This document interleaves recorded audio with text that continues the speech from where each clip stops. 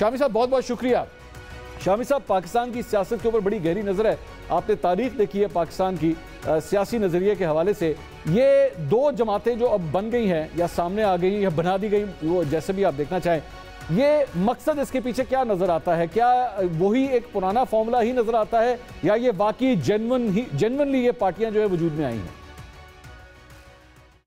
کہ آپ نے تو پوری تاریخ جو ہے وہ بیان کر دی ہے چند فکروں کے اندر۔ پاکستان میں تو بہت کچھ ہوتا رہا ہے، پارٹیاں بنتی رہی ہیں اور بگڑتی رہی ہیں، اور لیکن جس پارٹی کے پیچھے عوام کی تائید نہیں ہوتی وہ زیادہ دیر چل نہیں سکتی۔ ریپبلکن پارٹی جو تھی بڑی ٹھاٹ باٹ سے وجود میں آئی تھی، لیکن مسلم لیگ کو اس نے شکست بھی دے دی۔ مغربی پاکستان میں ڈاکٹر خان صاحب کی حکومت قائم ہو گئی، اور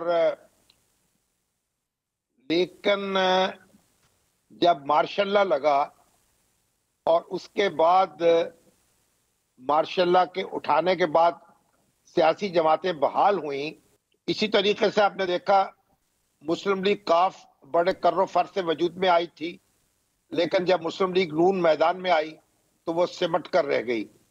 اب یہ جو پارٹیاں بن رہی ہیں ان کا مقصد تو واضح ہے کہ پی ٹی آئی کے ووٹ بینک کو نقصان پہنچایا جائے، اس کی طاقت کو تقسیم کیا جائے۔ اب دیکھنے کی بات یہ تو لوگ فیصلہ کریں گے کہ وہ پی ٹی آئی سے کتنا دور ہٹے ہیں اور ان جماعتوں کے کتنا قریب آئے ہیں۔ ٹھیک، ان جماعتوں میں بھی دیکھیے ایک الیکٹیبلز تو موجود ہیں، اور ایسے لوگ موجود ہیں جنہوں نے توانائی فراہم کی ہے پی ٹی آئی کو اور پی ٹی آئی کے چیئرمین کو، ان کو وسائل بھی فراہم کیے ہیں، ان کو افرادی قوت بھی فراہم کی ہے۔ اب یہ کس قدر واپس لے سکتے ہیں ان سے جو کچھ انہیں دیا تھا، اب یہ تو وقت ہی بتائے گا اور لوگ ہی فیصلہ کریں گے۔ شامی صاحب، اس میں ایک بڑا امپورٹنٹ ایلیمنٹ کیا یہ شامل ہے کہ اس سارے معاملے کے اندر خان صاحب کا نااہل ہونا یا خان صاحب کا گرفتار ہونا ان دونوں جماعتوں کی کامیابی کی ضمانت بنے گا؟ کیونکہ اگر وہ میدان میں ہوئے تو پھر ان دونوں پارٹیوں نے جو ڈیمیج ان سے ایکسپیکٹ کیا جا رہا ہے کہ یہ کر لیں گے، شاید وہ یہ نہ کر سکے۔ کیا یہ انالیسس درست ہوگا؟ کہا تو یہی جا رہا ہے کہ وہ خود میدان میں نہیں ہوں گے، ان کو ڈسکوالیفائی کر دیا جائے گا، اور لیکن ابھی جو ان کی جماعت ہے اس کے خلاف تو کوئی کاروائی ہوتی نظر نہیں آ رہی۔ ٹھیک، نہ کوئی مقدمہ اس پہ قائم ہوا ہے، نہ کوئی اس کو بین کرنے کی کوئی کوشش ہوتی نظر آ رہی ہے۔ تو لگتا ہے کہ جو کچھ بھی ہوگا وہ چیئرمین کے ساتھ ہی ہوگا۔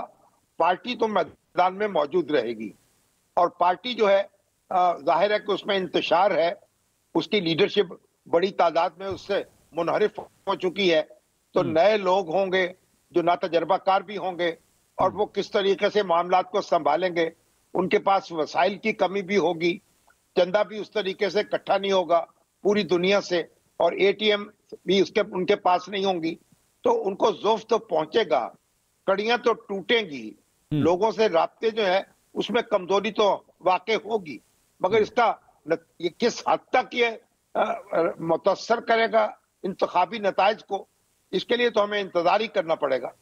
اچھا، ایک اور شامی صاحب، کیونکہ ظاہری بات آپ لاہور میں بھی موجود ہیں، ذرا میں پنجاب کی سیاست کے حوالے سے پوچھنا چاہوں گا، اگر یہ ساری صورتحال ہوتی ہے تو آئی پی پی، یہ جو جہانگیر ترین صاحب اور رحیم خان صاحب کی جماعت ہے، کیا یہ بھرپور اپوزیشن میں جائے گی، مسلم لیگ نون کو اپنی کیمپیننگ کے اندر ٹارگٹ کرے گی، یا اس طرف ہاتھ ہلکا ہی رکھتے ہوئے نظر آ رہے ہیں آپ لوگ؟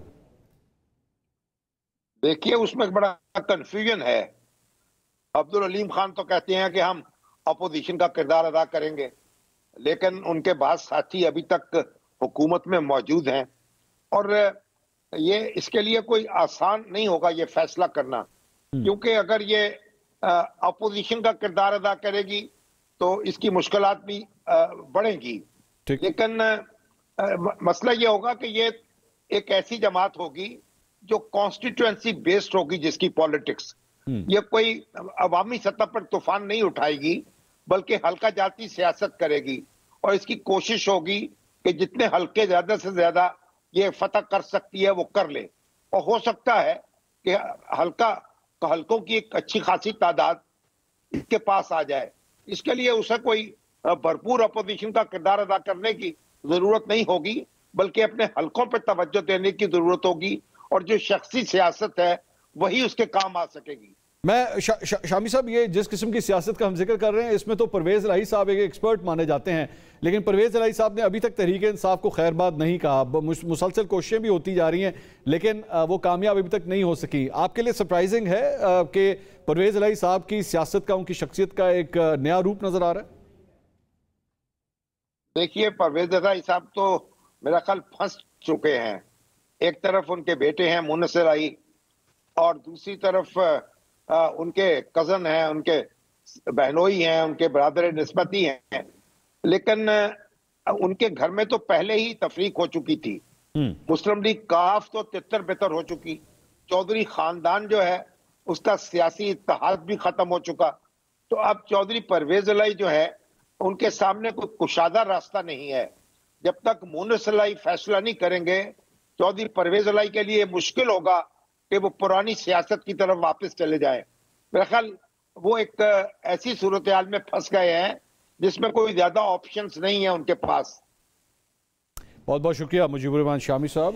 सीनियर तज्जिया मुजीबुर रहमान शामी साहब अपना तज्जिया दे रहे थे। किंग्स पार्टीज जो नई दो सियासी जमातें हैं, उस हवाले से आपने उनकी राय सुनी। एक ब्रेक लेंगे, लेकिन ब्रेक के बाद बात हो रही है कि 8 तारीख को 8 अगस्त को शायद असेंबली तहलील कर दी जाए। हुकूमती ज़राए इस बात की तरदीद तो कर रहे हैं। अभी थोड़ी देर पहले अताउल्लाह तारड़ साहब ने भी इस बात की तरदीद की कि अभी तक कोई डेट फाइनल नहीं हुई है, लेकिन